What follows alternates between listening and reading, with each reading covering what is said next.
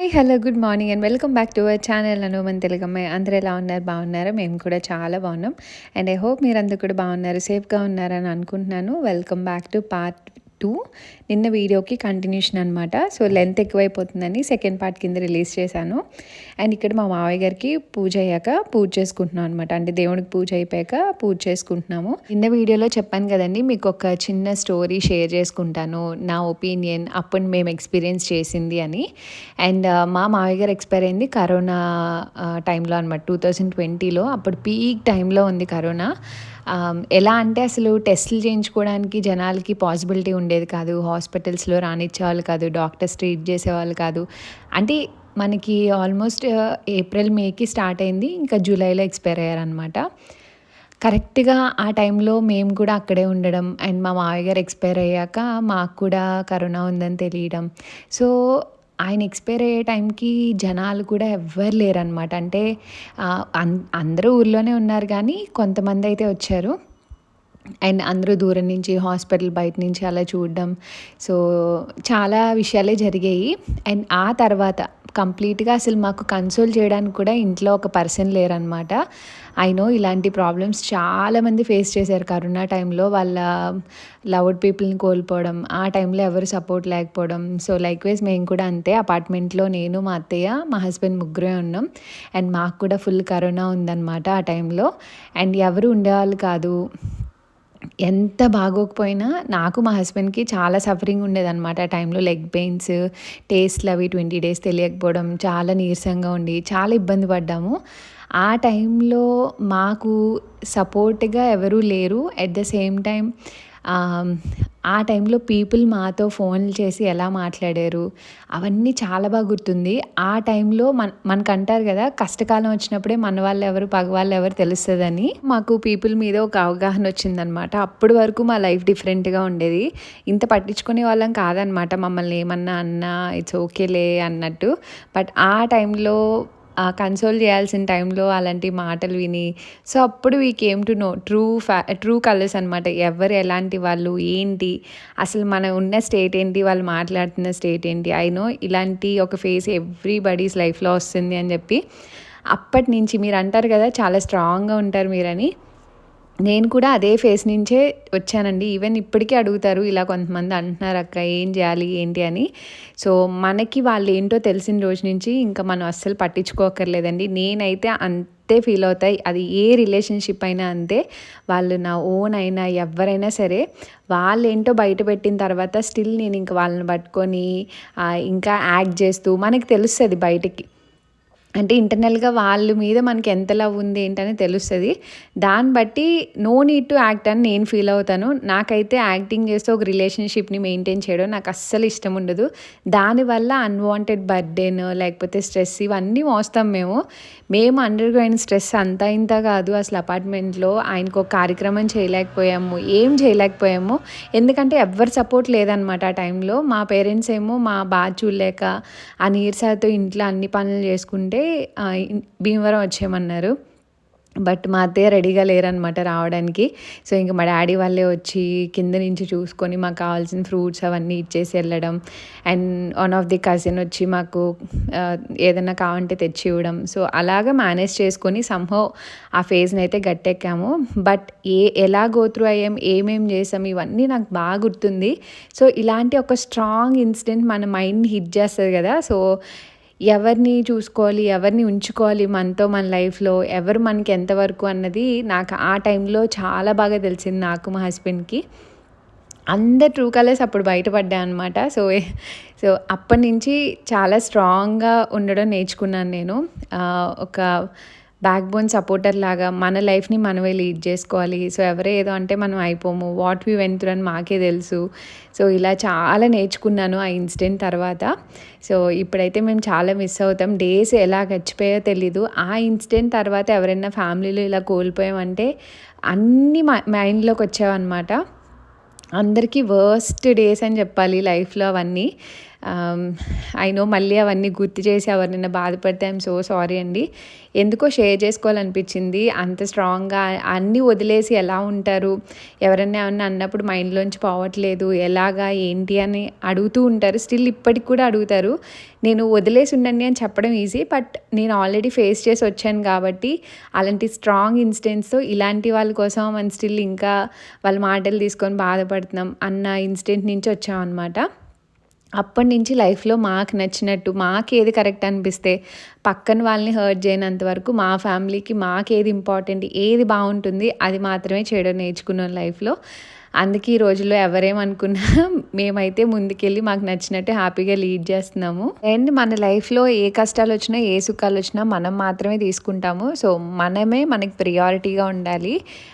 So ఎవరేం చెప్పినా suggestion వరకు వినండి, ఇంకా తర్వాత డెసిషన్ మీదే. మీరు పక్క వాళ్ళకి హాని చేయనంత వరకు మీ లైఫ్ మీరు హ్యాపీగా లీడ్ చేసుకోవచ్చు. సో అదే చెప్పాలనుకున్నాను. అండ్ ఈ ఫ్లవర్స్ మీకు గుర్తుందా, లాస్ట్ వీకెండ్ సాటర్డే తీసుకొచ్చా అని చెప్పాను కదా. సో అలా ఉంటాయి అనమాట ఫ్రెష్గా. 1 వీక్ అయినా అలానే ఉన్నాయి. స్టిల్ ఈ రోజు కూడా అలానే ఉన్నాయి. వైట్ ఒకటి కొంచెం మాసే అనమాట, బట్ మిగిలినంత బాగానే ఉంది. అండ్ మా హస్బెండ్ అయితే ఆ రోజు ఇంక మా మామయ్య గారికి పూజ చేసుకోవాలని ఉండిపోయి ఇంకా మధ్యాహ్నం లంచ్ తిన్న వెంటనే ఇంకా సాటర్డే కదా వర్క్ స్టార్ట్ చేశారనమాట. ఇంకా ఏమేం పనులు అయ్యాయి ఏంటి, ఇంకేం ఉన్నాయి ఏంటి, ఇవన్నీ కూడా మాట్లాడుకుంటున్నాము. స్టార్ట్ చేసావా? ఈ రూమ్లో ఇచ్చేస్తే అయిపోయింది ఎలక్ట్రికల్ వర్క్. ఇంకా సరే కొట్టేసి ఫుల్ తను వర్క్ అయ్యాక మేము 6:30కి అలా టెంపుల్కి వెళ్దామని, ఆ తర్వాత ఇంకా రెడీ అయిపోయాం అనమాట. రెడీ అయ్యేటప్పుడు క్లిప్పింగ్స్ అవి తీసాను కానీ సంహో తెలియకుండా డిలీట్ చేసేసాను. ఈ శారీ అయితే మంగళగిరి పట్టు శారీ అండి. నేను పార్సిల్ వీడియోలో చూపించాను కదా. సో ఈరోజు తొలి ఏకాదశి పండగ అని చెప్పి వేసుకున్నా. నాకైతే చాలా చాలా నచ్చింది. మా హస్బెండ్కి కూడా కలర్ కాంబినేషన్ డిఫరెంట్గా అనిపించింది, కానీ వేసుకున్నాక వైబ్ అదంతా చాలా బాగుందనమాట. నాకైతే మంగళగిరి శారీస్ ఫ్యాన్ అయిపోయాను. ఎన్ని కలెక్షన్ ఉంటున్నాయో నా వార్డ్రోబ్లో, చాలా చాలా బాగుంది. ఐష్ కలెక్షన్స్ ఇన్స్టాగ్రామ్ పేజ్లో తీసుకున్నాను. అండ్ ఇక్కడ రెడీ అయ్యి వచ్చాక ఇంక మా హస్బెండ్ క్విక్గా కాఫీ తాగుదామంటే ఇంకా కాఫీ పెట్టుకుంటున్నాం అనమాట. సో అదే చెప్తున్నారు శారీ చాలా బాగుంది అని చెప్పి. అమ్మ శారీ ఎలా ఉంది రాశమ? బాగుందా? థ్యాంక్ యూ నాన్న. ఈ డ్రెస్ కూడా చాలా బాగుంది. ఇదిగో అషి డ్రెస్ కూడా సూపర్ ఉంది. నీ డ్రెస్ కూడా చాలా బాగుంది. మనం ఎక్కడికి వెళ్తున్నాం చెప్పు? టెంపుల్ కి. ఏం చేయాలి? ఈ రోజు ఎవరికి పూజ చేసుకున్నాం? తినాలా? గాడ్ ఉంటారు, దండం పెట్టుకోవాలి. ఈ రోజు ఎవరికి పూజ చేసుకున్నాం? సరే కానీ ఈ రోజు ఎవరికి పూజ చేసుకున్నాం? మోగన్ ఎవరికి చెప్పు, ఎవరికి దండం పెట్టుకోవాలి? వాళ్ళెవరు? వాళ్ళెవరు చెప్పు. నాన్న వాళ్ళ డాడీకి. ఎక్కడున్నారు నాన్న వాళ్ళ డాడీ? ఓం నమ శివాయ దగ్గర ఉన్నారే. ఏం చెప్పా మరి? ఏమైంది? దండం పెట్టుకున్నావు చెప్పు. జాగ్రత్తగా ఉండాలి, మా దగ్గరే ఉండాలి, అన్ని చూసుకోవాలి అని దండం పెట్టుకున్నావా? Very good. అంటే అన్ని వేసావు. కీస్ అవి కీస్ తీసుకున్నావు, మర్చిపోయావా? తీసుకున్నా. నా ఫోన్ దగ్గర అది స్కూటీ.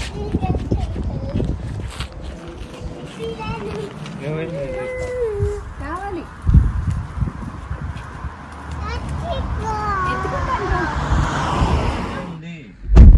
అషి.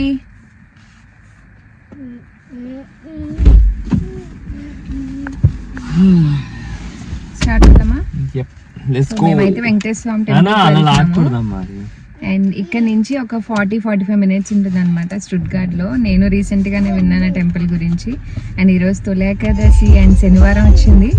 సో ఫైనల్లీ కలిసి వచ్చింది అనమాట టెంపుల్కి వెళ్ళడానికి కూడా. పర్ఫెక్ట్ డే కదండి. 200 meters at the roundabout, take the second exit and stay on Biedersheimer Straße.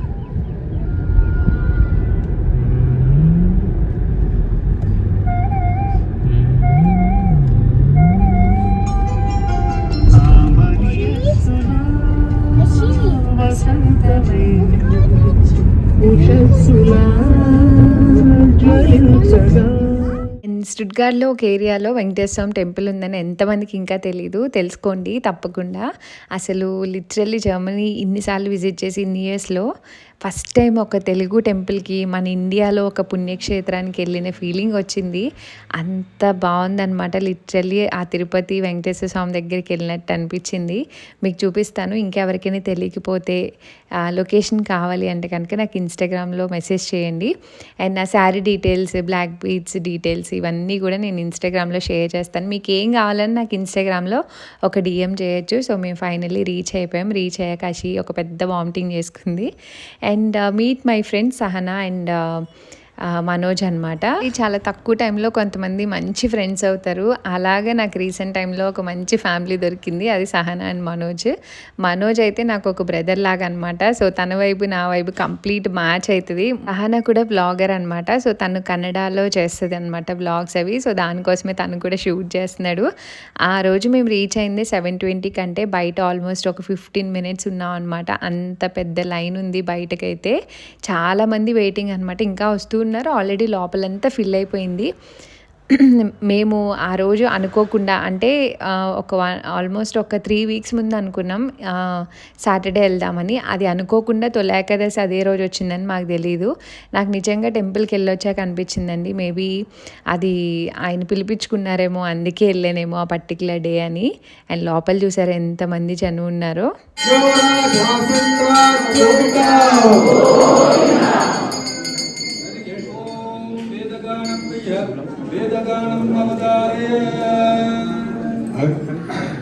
Hari Om అగ్నిమీనే పురోహితం యజ్ఞస్య blue కానిస్తూ నేను ನನ್ನ ಗೆಸ್ అని ಮಾಡ್ಕೊಂಡು ಅದಕ್ಕೆ ಆಟ ಬ್ಲೂ ಇಟ್ಟೆ. ನೋಡಿ ಪಿಂಕ್ ಜಾಸ್ತಿ ಇಟ್ಟಿದ್ದೀನಿ. ಎಲ್ಲ ಬಾಯ್ ಬೇಕಾದ್ರೆ శ్రేష్టాయ నమో రుద్రాయ నమో భావాయ నమో భగవికరణాయ నమో భగవికరణాయ నమో భవాయ నమో. మాకైతే గూస్ బంప్స్ వచ్చాయండి నిజంగానే. జర్మనీలో టెంపుల్స్ ఉంటాయి అక్కడక్కడ, కానీ అవి శ్రీలంకన్స్ వాళ్ళు మేనేజ్ చేస్తారనమాట. సో వెళ్ళినా మనకు ఒక్క మంత్రం అర్థం కాదు, ఏమీ అర్థం కాదు. ఏదైనా తెలిసిన పాటలు వాళ్ళ భాషలో ఉంటే మనకు ఓకే ఈ సాంగ్ పాడుతున్నారని తెలుస్తుంది. లేకపోతే అసలు ఏమీ తెలీదు.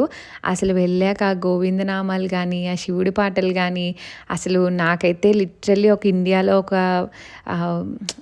ఏమంటారు ఒక ప్లేస్కి వెళ్ళొచ్చిన ఫీలింగ్ వచ్చిందనమాట. అసలు కంప్లీట్గా ఇన్వాల్వ్ అయిపోయాము. చాలాసేపు ఉన్నాం అనమాట లోపల. అవన్నీ చేసేంతవరకు, జరిగేంతవరకు అలా నుంచొని ఆ వెంకటేశ్వర స్వామిని చూస్తూనే ఉన్నాం. నాకు ఆయన విగ్రహం అలా పైనుంచి కింద దాకా చూస్తుంటే అబ్బా తిరుపతి వెళ్ళొచ్చినట్టు అనిపించింది నిజంగానే. చాలా మంచి వైబ్ వచ్చిందనమాట ఆ రోజు. అసలు టెంపుల్కి రాకపోతే ఎంత మిస్ అయి ఉండేవాళ్ళమా అనిపించింది నిజంగానే.